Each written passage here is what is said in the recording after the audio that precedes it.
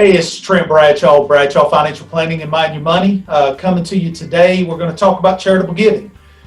Special guest with us today, Jamie Morgan, who is the CEO of the Rowan-Cabarrus YMCA. He was gracious enough to come on with us today and talk about how important the private sector and donations received from and how important that is to carry forward these organizations and actually what the money does for the community. I think it's a huge deal, and I wanted to bring this to the clients. And then also, Jamie, ultimately, you may want to send it out and let the Y staff and members see it also. So I'm going to turn it over to you. First question that I'd have for you is, how are you doing? 2020 has been a most challenging year. Of course, I lived through the recession, 10 years ago. And right now, that recession is turning out to be a walk in the park compared to what a lot of nonprofits are facing during this 2020 pandemic. So it's been brutal, but we've been fortunate enough to have a lot of supporters in our local communities that have really stepped up and helped us survive during this time. Well, let's talk a little bit about that. The donations that you receive from the private sector, kind of layer that in and give us some statistics on how much that supports the YMCA. And I know there's other charitable organizations out there, but how important that private sector donation is to the YMCA, and again, what kind of outreach that impacts in the community. Well, it's always important anytime, but especially in 2020, it's more important now than ever. And I guess first and foremost, I just kind of want to make sure that I kind of point out the differences with a YMCA and a for-profit fitness center. A lot of people know we do wellness and fitness, but that's just one component that kind of allows us to do all the other work we do in our communities. And this has been really a chance for us to highlight a lot of those other community efforts that we do, especially with all the different challenges facing our communities in 2020. This has really given us an opportunity to kind of show why we are different. Okay. Well, what about the impact from a sheer number standpoint when you look at members, units of the YMCA and Rowan-Cabarrus? I know when you and I have talked in the past and kind of give a little history and background there, I've known Jamie for a long time and got a lot of respect for Jamie. Works hard in the community, works hard for the YMCA, and we touch so many kids in the community.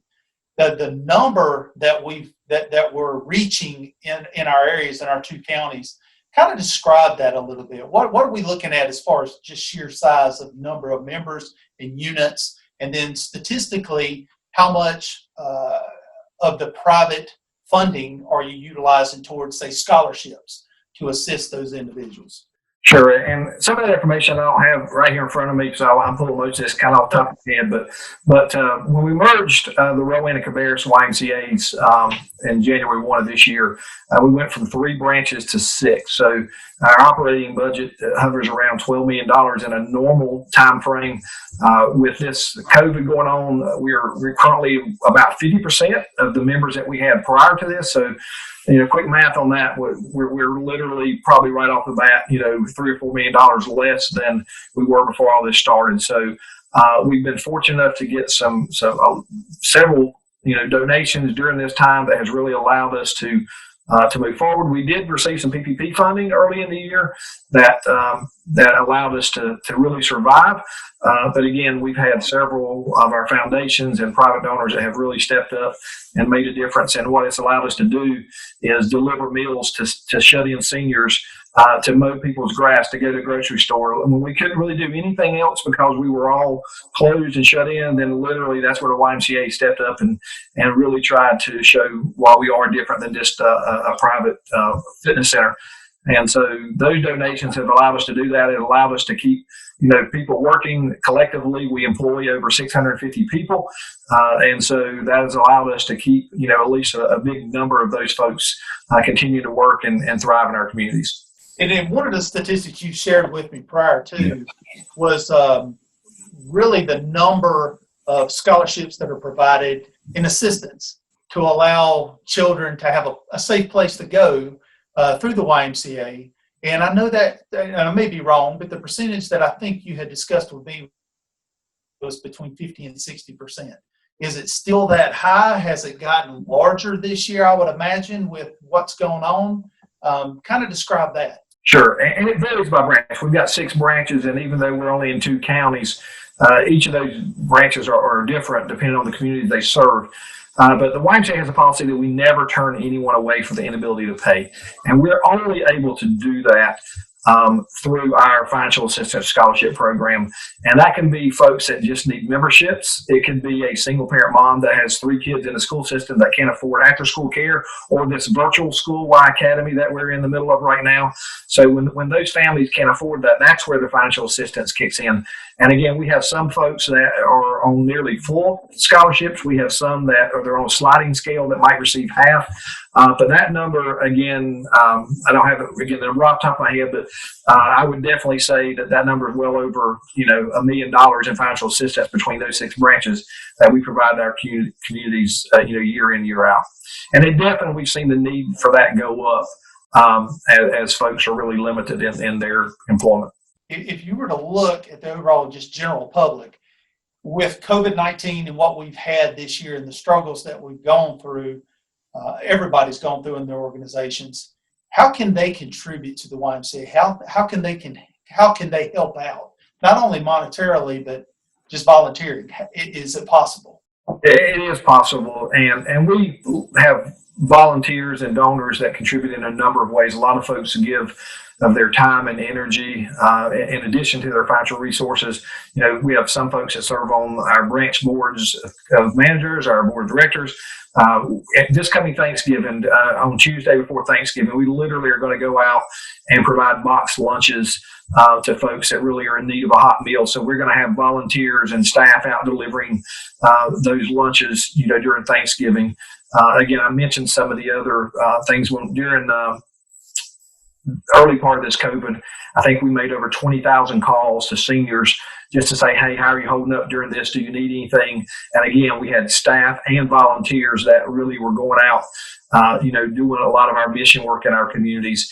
And again, none of that can happen without financial support from our donors. And that's kind of how we use that, again, through financial assistance, our scholarship program, open doors policy, provide memberships programs, but then also some of those just community outreach efforts for basic needs. Good. What do you think as far as the general public reaching out and assisting right now? How would they do that? Do they need to contact the YMCA directly? Do they need to go to the corporate office? How does all that work? So there's a couple different means. I mean, you can do it from the luxury of your home, right? With COVID, and a lot of people want to do things online. So you can go to our website, which is the Rowan-Cabarrus YMCA. And there is a tab there for anyone that would like to contribute to any of our 6 branches. Again, we've got branches in Salisbury here, in the eastern part of the county, in the southern part of the county, China Grove, Atlantis, and then the 3 branches that were formerly the Cannon Memorial Y is West Cabarrus branch in Concord, the Kannapolis branch in Kannapolis, and then our branch in Harrisburg. So any of those, if you go to that Rowan-Cabarrus YMCA website, it can link you to any of those 6 branches, and there's an opportunity to do that online. Again, also, our YMCAs are open now. A lot of folks still don't know that, but we are open. We are limited to capacity restrictions, but we have everything spread out, all of our equipment spread out in multiple rooms, so we can do it safely. And again, we've been very fortunate to this point, to be able to do that in a safe manner. So if anyone would like to go to the local Y and do it there, then there's an opportunity there, or even just call one of those branches and speak to the executive director as well. Well, what would you say is your proudest moment since you've been with the YMCA? I know you've been there for years, and a lot of fantastic times, a lot of challenging times you've gone through. Can you nail one down? Yeah, we went through this merger a year ago when we spent almost a whole year. You were involved with some of that on that work ahead of time, and we thought a year ago from now that was going to be kind of what we were sinking our teeth into now. But really, I've stated this numerous times during this COVID pandemic that my proudest moments as a YMCA director have come this year. I've literally been able to sit back and see how the volunteers in our communities have stepped up unlike any other time that I've ever seen. And really, it's even though times are stressful and financial times are hard, to be able to sit back and watch your staff and watch our volunteers do what they're doing in the community. It's unbelievable. It gives you that great warm fuzzy feeling in your heart, because we know that we're doing great things in our community. We know that our community is benefiting. And so even though it's tough, I've been extremely proud of the effort and how our YMCA has pivoted and changed our focus and our direction, during this time, for sure.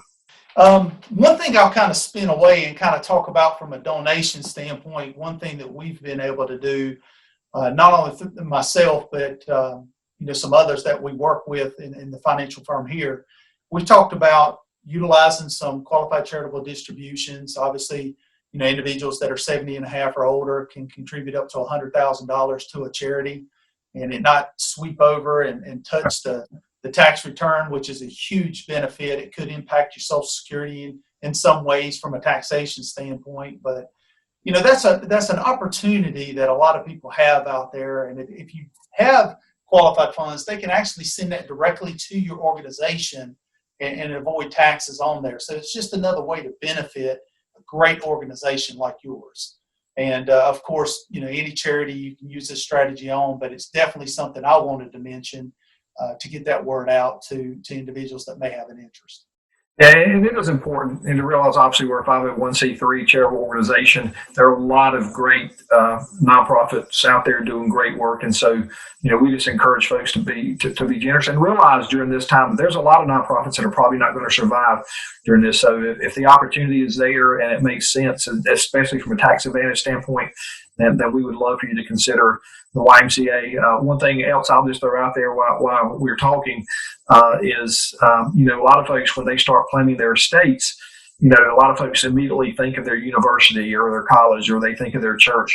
But a lot of folks don't think about YMCAs. And so that's something that we're trying to expand our horizon as well, that we can position ourselves, so 50 years from now, we know that we're in stable hands. So that's another thing that's another venue or another avenue that folks may want to consider when they think about their charitable giving. That's great. Appreciate you taking the time to talk to us about your organization and how donations help. Without a doubt, they're very important. And we're at that time of year where people are going to start thinking about making those gifts going into year end. And I can't specifically recommend any one organization, but I can tell you what, the YMCA works very hard for what they do. They help a lot of people. It's a great outreach program, and we're really proud of you. Well, Trent, my personal story a little bit, and I'm definitely sitting here as a product of the YMCA, and probably wouldn't be here. I had another Y director kind of not took me under his wing and really helped me as a teenager.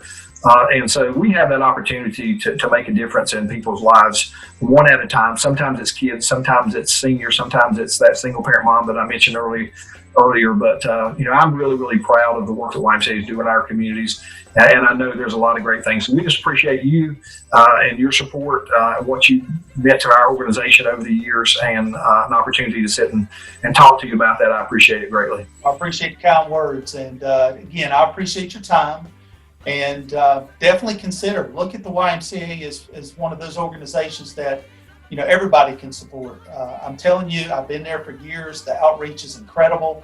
And again, we appreciate what you do, and we appreciate your time today. You're welcome. Thanks, Trent.